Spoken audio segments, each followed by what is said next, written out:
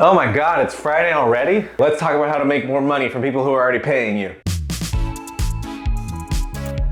If you're new here, NGMI is a show where we talk about lessons that we're learning while building a business, a very real accounting business that is, that helps you learn how to build your own business so that you can learn from our lessons and our mistakes and then build your own business with yourself. Today we're going to be talking about how to make more money from people who are already paying you money. It's called raising your prices, and we are going to figure out how to do it together. As always, if you enjoyed this video, please take your clicker and put it on the like button and then move it from there to the subscribe button, and before you leave, don't forget to click both of those. Everybody's paying somebody money. And if you run a service-based business, that means that people are giving you money for the things that you do for them. You're selling something that is a service, not a physical product in most cases. Most service-based businesses start out as hobbies. They start out as people who do something that they really enjoy doing and then decide to turn that into a business. And there's nothing wrong with that. That's actually great. But unfortunately, when we go from hobbyist to entrepreneur, our pricing has to change along with us because all of a sudden we're running a business. We're not just having fun on the weekends. How are you going to price effectively your time? There are 3 steps that you need to know when thinking about changing your prices. The first, you need to know, do you actually need to change your prices? Second, you need to know by how much you need to change your prices. And third, you need to communicate to the people that are already paying you that your prices are going to change. So the first question is, do you need to change your prices? Yes.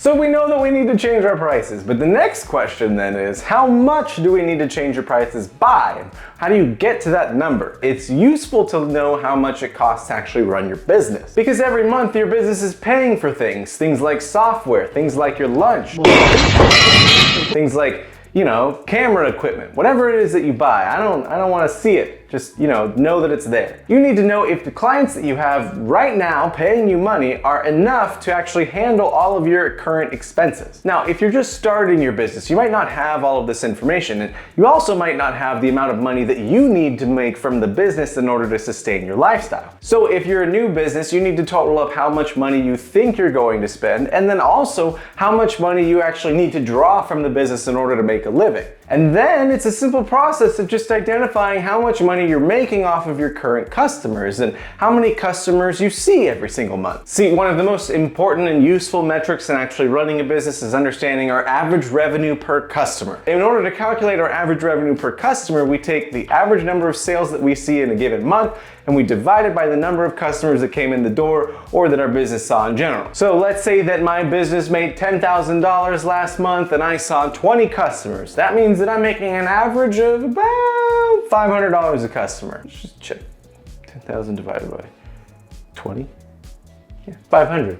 They did the math right. I'm an accountant. Understanding that average then allows us to know what would happen if we increase the average revenue per customer and then saw fewer customers. Let's say that you want to kick off 5 customers. You only want to work with 15 people at an average of $700 a month. That's going to still be $10,500, or a $500 increase from where we started by working with fewer people. You see, raising your prices allows you to dictate the value that you want to offer your customers and the value that they see from you in proportion. Sometimes raising your prices means that people are going to leave, but not all of them are going to leave, especially if you offer such a great service. And even if they were to leave, you're probably going to be making more money than you were before you raised your prices because on average, they're paying you more. But that begs the question then, how do you tell people that you're going to raise your prices?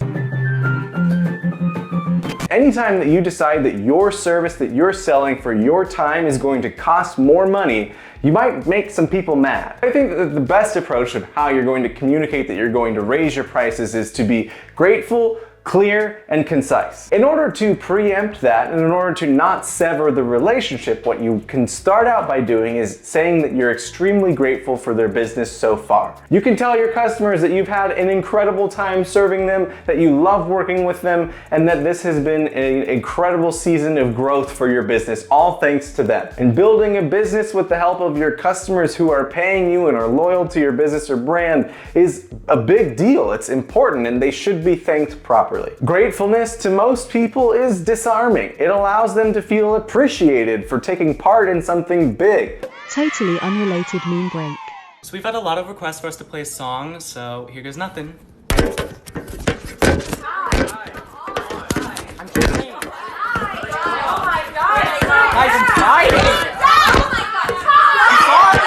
Totally unrelated meme break.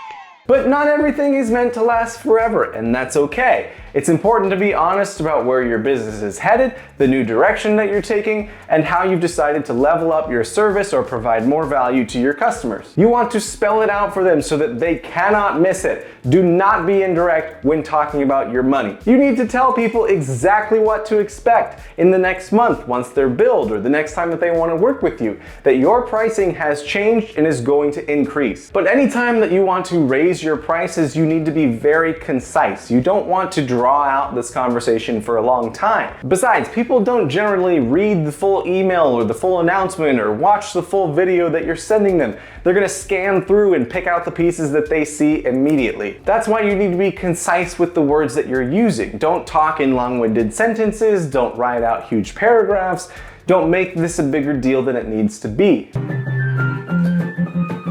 If your business has changed significantly and you think the value that you can offer has gone up, it's important that you adjust that, and it's important that the people who are working with you respect that you're going to do that from time to time. Because ultimately, if your service business is improving, they're going to continue to get a great service at a great value. And if you stay consistent with that, show people that you're grateful, be clear and concise, people will stick around. And if they don't, again, you probably didn't want to work with them anyways. But at the end of the day, you really just need to go for it. You just need to tell people what you're going to do and then do it. That's the hallmark of a successful business, and it makes sure that you are staying true to what you're doing and who you are. But that's everything I have today on NGMI. That'll be $5, please. The price of this video has gone up. If you could just go ahead and leave a tip at the end of this video, that'd be great. Thanks. See you next time.